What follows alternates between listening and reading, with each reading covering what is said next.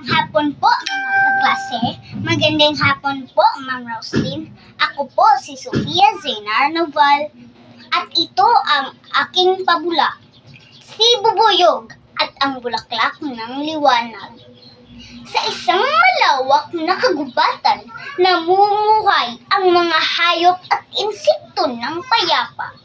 Sa gitna ito ay may isang hindi karaniwang bulaklak, ang bulaklak ng liwanag. Ang bulaklak na ito ay namumukadkad lamang kapag nahahawakan ng may mabuting puso at hangarin.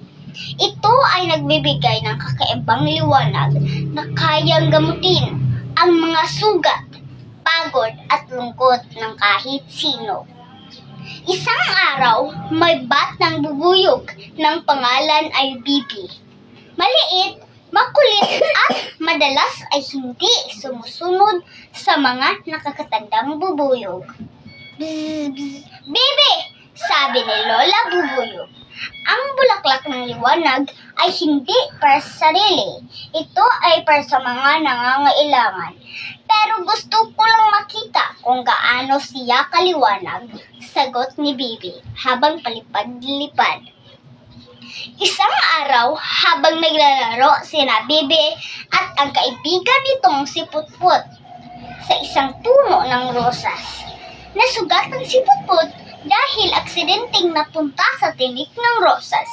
Nalungkot ang mga bubuyog dahil walang makapagpagaling kay Putput. Ang bulaklak ng liwanag, sigaw ni Bibi. Pupuntahan ko. Hindi mo kayang mag-isa, sabi ng mga kasama. Ngunit matigas ang ulo ni Bibi.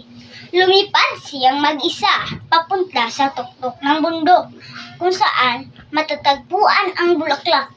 Habang papalapit siya ay dumidilim ang paligid at nagsimulang umambon. Pagdating niya sa bulaklak, ito'y nagsimulang mamumukadkad. Makinang, mabango at tila buhay ang liwanag na lumalabas dito. Nang tinangkang putulin ni Bibi ang bulaklak, biglang nagdilim ang paligid at umalingaw-ngaw ang isang boses. Bakit mo nais gamitin ang liwanag kung hindi mo maunawaan ang halaga nito? Napatigil si Bibi. Napatingin siya sa sariling pakpak. Basa, madumi at nanginginig. Naaalala niya si Putput, nasugatan at hindi makalipad. Naaalala na rin niya ang payo ni Lola Bubuyog. Huminga siya ng malalim. Patawad, hindi ito para sa akin. Ito ay para sa aking kaibigan na aksidenteng nasugatan.